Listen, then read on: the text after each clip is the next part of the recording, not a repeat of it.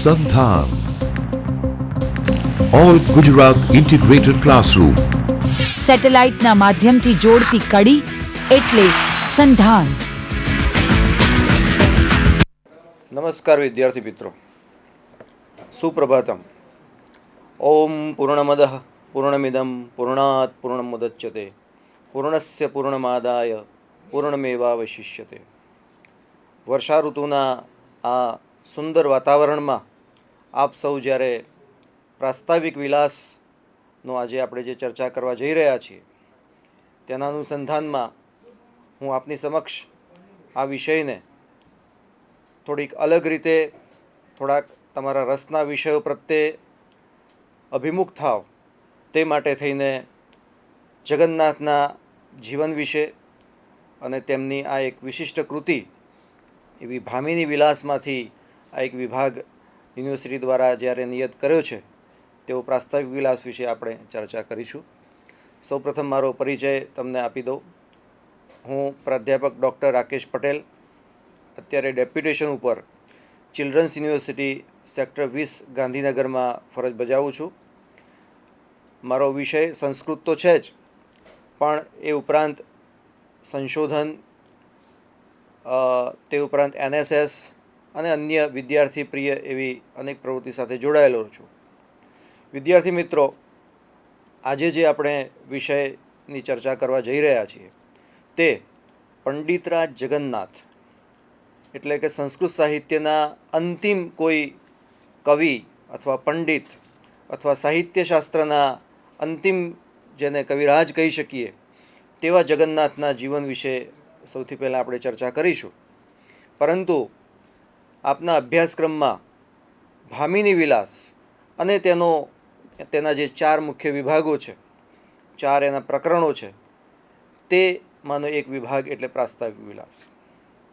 મિત્રો, મને જણાવતા ખૂબ જ આનંદ થાય છે કે આજના સમયમાં જ્ઞાન એ શક્તિ છે, નોલેજ ઇઝ પાવર. અને ભારત પાસે એવું વિશિષ્ટ જ્ઞાન, એવું શ્રેષ્ઠ જ્ઞાન પડેલું છે. જો એ જ્ઞાનને આપણે સમય સાથે જોડી દઈએ, ખાસ કરીને તમે જ્યારે તમારી કારકિર્દી બનાવવા જઈ રહ્યા છો તે સંજોગોમાં તમારી કારકિર્દી સાથે, તમારા જીવન સાથે જો એ જ્ઞાનને જોડી દેશો તો ભવિષ્યમાં ભારત વિશે જે કહેવાઈ રહ્યું છે કે ભારતમ દુર્લભમ જન્મ, તે વાત સત્ય બને અને આપણો દેશ એ રીતે વિશ્વ સમક્ષ એક નવીન બાબત, નવીન વિચારો આપી શકે. સૌથી પહેલાં કવિ વિશે મારે તમને કહેવું જોઈએ કે કવિ હંમેશા ક્રાંતદર્શી હોય છે. એટલે કે 2 ડગલા નહીં, 2 દિવસ નહીં, 2 વર્ષ નહીં, પરંતુ 200 વર્ષ પછી આ જગતમાં શું બનવાનું છે, અર્થાત ભવિષ્યનું જ્ઞાન, ભવિષ્યનું દર્શન તેની પાસે છે. તેવા કવિ એટલે ક્રાંતદર્શી, જેનું દર્શન અંગ્રેજીમાં આપણે જેને વિઝન કહીએ છીએ, તે વિઝન જેની પાસે છે તે કવિ છે. અને આપણું સદભાગ્ય છે કે આપણને જગન્નાથ જેવા એક વિશિષ્ટ અને શ્રેષ્ઠ કવિરાજ અને જે પોતાની જાતને પંડિતરાજ તરીકે ઓળખાવાનું પસંદ કરે છે તેવા જગન્નાથના જીવન વિશે આપણે થોડીક ચર્ચા કરીને પછી વિષય ઉપર જઈશું. તો સાહિત્ય શું કરે છે? સાહિત્ય જીવનને ઘડે છે. સહ અસ્તિત્વ, સહનું એત્વ, શ્રેષ્ઠતા, પોતાની જાત છે એને સાહિત્ય ઘડે છે અને તે રીતે સમાજનું ઘડતર સાહિત્ય કરે છે. જગન્નાથે આપણને માત્ર 12 કૃતિઓ આપી છે. એમાં મુખ્યતઃ તમે જાણો છો સુધા લહેરી, ગંગા લહેરી, લક્ષ્મી લહેરી, તે લહેરી કાવ્યો અર્થાત સ્તોત્ર કાવ્યો છે. જો કાવ્યની ભાષામાં જણાવીએ તો સ્તોત્ર કાવ્યો લખ્યા છે. બીજા કેટલાક જેને બીજી ભાષામાં આપણે કહીશું મુક્તક કાવ્યો, અત્યારે જે આપણે અભ્યાસ કરવા જઈ રહ્યા છે તે મુક્તક કાવ્ય છે. અર્થાત સ્વતંત્ર તેનું અસ્તિત્વ છે. દરેક શ્લોક પોતાની રીતે મોતીની જેમ ચમકી રહ્યો છે. અને ત્રીજું જે આપણને એમણે પ્રદાન કર્યું છે તે છે સાહિત્યશાસ્ત્રનો રસ ગંગાધર ગ્રંથ. તો આ જગન્નાથ જે છે તે જગન્નાથ આપણને જીવનની પ્રત્યેક ક્ષણ શ્રેષ્ઠ અને સુંદર બને તે માટે થઈને આપણને આ પ્રાસ્તાવિક વિલાસ નામનો સુંદર મૌક્તિક ગ્રંથ આપ્યો છે. જેવી રીતે ગળામાં મુક્ત માળા હોય તો તે આપણું સૌંદર્ય આપણી વિશિષ્ટતા વ્યક્ત કરે છે, પણ તે તો શરીરનું આભૂષણ છે. વાણીનું આભૂષણ આપણું ક્યારે શ્રેષ્ઠ બને, વાણી ક્યારે સુંદર બને, આકર્ષક બને અને જીવનને બદલનારી બને, તો તે વાણીનું આભૂષણ એટલે મુક્તક કાવ્ય. મિત્રો, મારે તમને એક વિશિષ્ટ રચના રીતિથી જણાવવું છે કે સાહિત્ય બે પ્રકારનું હોય છે. તમે અને હું બધા જ સાહિત્યના વિદ્યાર્થીઓ છીએ, પણ વિદ્યાર્થી તરીકે આપણા ધ્યાનમાં આધુનિક થોડીક પરિપાટી સાથે હું તમને જણાવું છું કે સાહિત્ય બે પ્રકારનું હોય છે, શાસ્ત્રો બે પ્રકારના હોય છે. કેટલાક શાસ્ત્રો હોય છે તે વાનગી બનાવવાની રીત બતાવતા હોય છે, અર્થાત આવું આવું કરશો તો તમે જીવનમાં આગળ વધશો, આ રીતે વર્તશો તો તમે જીવનમાં શ્રેષ્ઠ સ્થાન સુધી પહોંચી શકશો. અર્થાત રેસીપી બુક આપણને કશુંક એવા નિયમો આપે છે, એ નિયમોના આધારે આપણે જીવન ઘડવાનું છે. તો આ પહેલા પ્રકારનું સાહિત્ય છે, જે રેસીપી બુક જેવું છે કે તેમાં નિયમો આપ્યા છે, તેમાં જીવનની રીતિ આપી છે અને તે આપણને આ રીતે જીવવું તેવું દેખાડે છે. પણ બીજા પ્રકારના ગ્રંથો હોય છે મિત્રો, બીજા પ્રકારના ગ્રંથો એટલે જે ગ્રંથો પોતે જ એક વાનગી જેવા છે, જે ગ્રંથો પોતે જ આપણને જીવનનું દર્શન કરાવનારા રહેલા છે.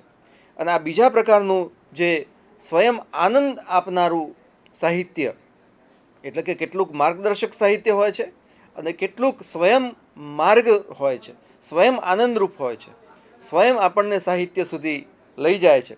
તો આ બે પ્રકારના સાહિત્ય સાથે આપણો જીવનનો એક માર્ગ પ્રશસ્ત કરે છે.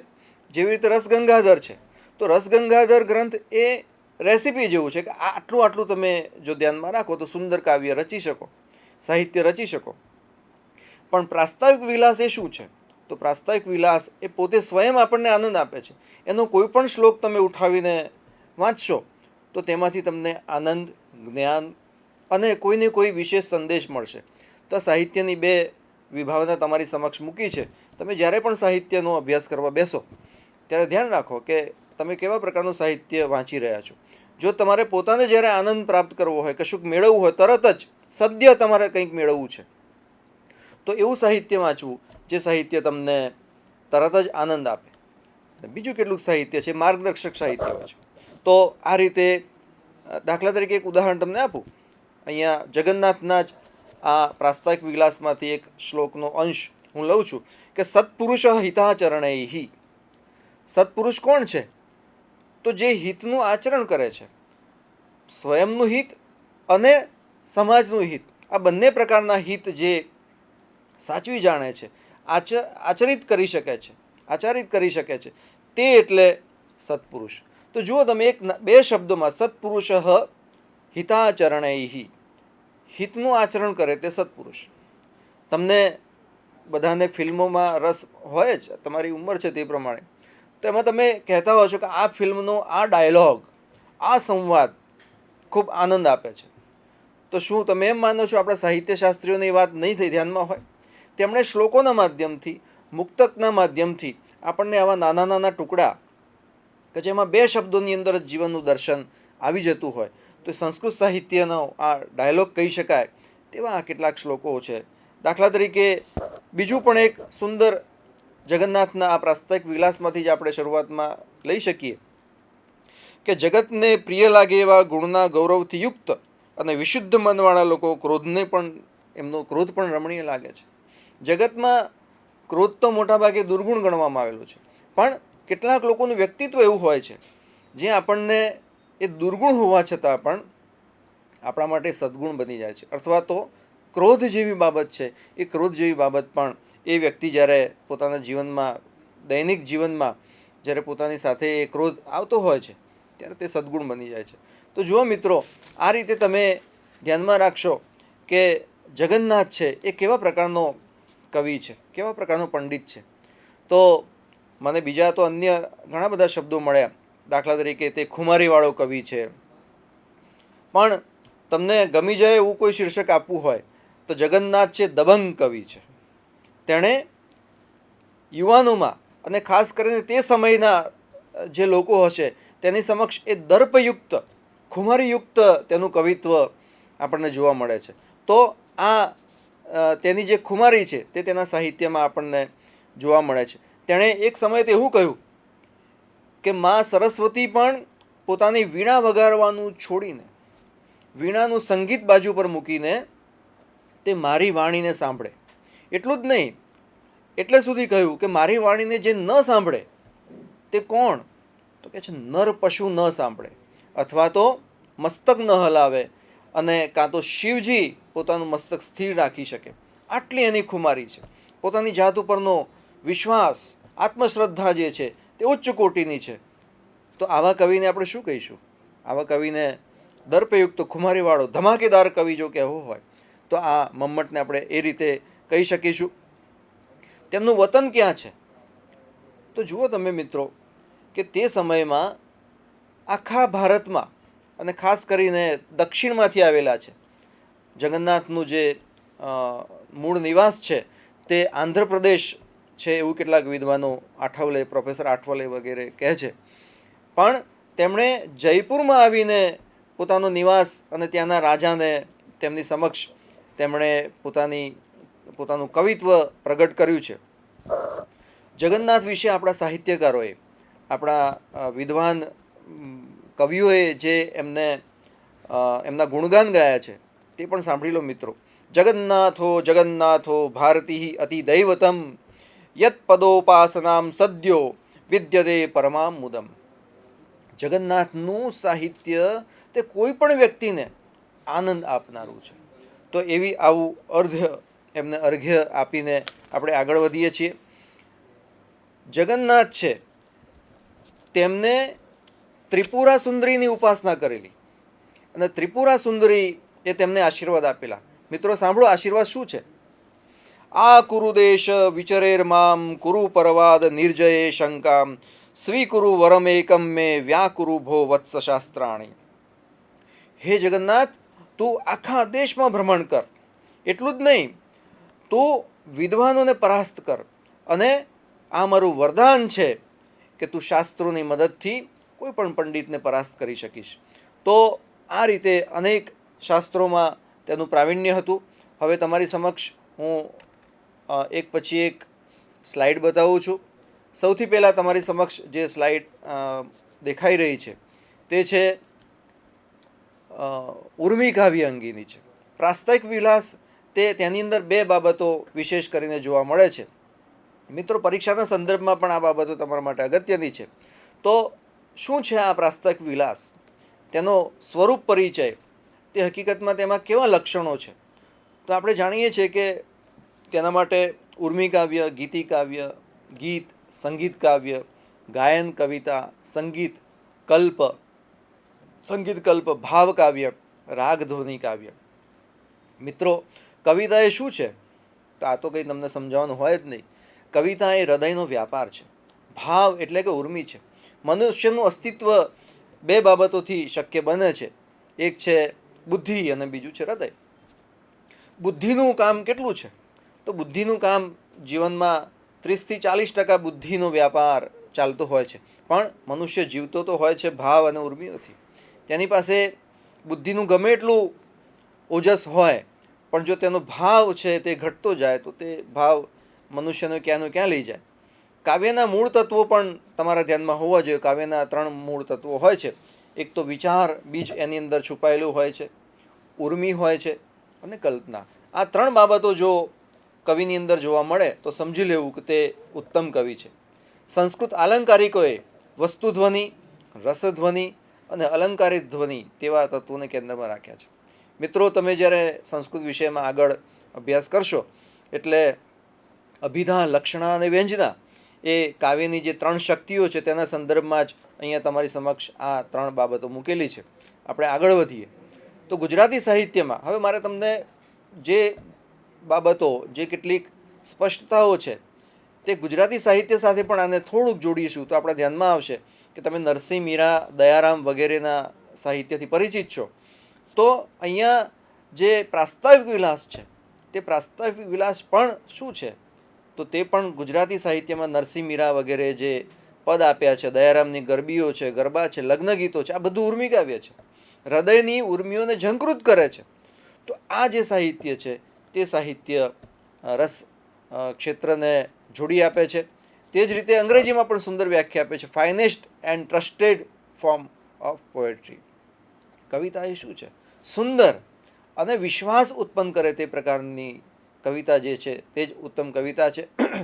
અન્ય કેટલાક લક્ષણો મુક્તક સાહિત્યના પણ તમારા ધ્યાનમાં હોવા જોઈએ. એમાં સૌથી પહેલું તમારા ધ્યાનમાં આવી જશે કે 2 પંક્તિનું હોય અથવા 4 પંક્તિનું હોય, પણ તેનું કલેવર છે નાનું છે. શબ્દનો અનેરો લય છે. લય વિના આપણું જીવન પણ તમે જોશો કે તમારા હૃદય ઉપર હાથ મૂકશો તો તમારા હૃદયના ધબકારા પણ લયબદ્ધ રીતે, તમારી આંખો પણ જે પટપટે છે તે પણ લયબદ્ધ રીતે. અને એટલું જ નહીં, આપણને સંગીત પણ શા માટે પસંદ હોય છે? તો તેમાં પણ લય છે, સૂર છે, તાલ છે. તો તે રીતે તેમાં સંગીત પણ છે, આત્મલક્ષી નિરૂપણ પણ છે એમાં, કે વ્યક્તિનો પોતાનો અનુભવ પણ જ્યારે સાર્વત્રિક બને તે વાત અહીંયા ઉર્મી કાવ્યમાં વિશેષ રીતે જોવા મળે છે. અને તે રીતે તેની સુગ્રથિતતા, એક પણ શબ્દને આપણે આગો પાછો ન કરી શકે તેવી સુગ્રથિતતા તેમાં જોવા મળે છે. અને એક મુદ્દો તમારે નોંધી રાખવા જેવો છે કે કવિતા એ કવિતા ખરેખર ક્યારે બને છે, શબ્દો એ કવિતા ક્યારે બને છે? કે જ્યારે કવિનો અહમ તે ભાવકને વયમ લાગે. કવિનો અહમ ભાવકને વયમ લાગે, એટલે કે કવિની કહેલી વાત એ જાણે કે સામે જે ભાવક બેઠો છે તે ભાવકને પોતાની લાગે. અને અંગ્રેજીમાં તેના માટે જે શબ્દ વપરાયો છે ઉર્મી કાવ્ય માટે, તે લિરિક શબ્દ છે. ડૉક્ટર ઓઝાએ પણ કેટલીક ગીતિ કાવ્યની પરિભાષા આપી છે, જે છંદોબદ્ધ રચનામાં હોય, ભાવાતિરેક જેની અંદર હોય. કવિ આ પાત્રની રાગાત્મકતા તેના વ્યક્તિત્વની સાથે મળીને આત્મનિવેદન રૂપે પ્રગટે છે, જેનું ક્ષેત્ર એટલું વિશાળ હોય છે કે કવિની રાગાત્મકતાનો પ્રવાહ શિથિલ ન બને. તો કવિની પાસે તો શબ્દો પણ છે, વાણી પણ છે, અને સાથે સાથે રાગ છે. જીવન પ્રત્યેનો અનુરાગ પણ તેની વાણીમાં આપણને વિશિષ્ટ રીતે જોવા મળે છે. તો જુઓ મિત્રો, આ સાહિત્યનું એક જુદું પાસું છે, જે થોડાક શબ્દોમાં આપણને ઘણું બધું જ્ઞાન, વિચાર અને કલ્પના આપી જાય છે. જેનું ક્ષેત્ર જેટલું વિશાળ હોય તે કવિની રાગાત્મકતા અને પ્રવાહને શિથિલ ન બનાવે.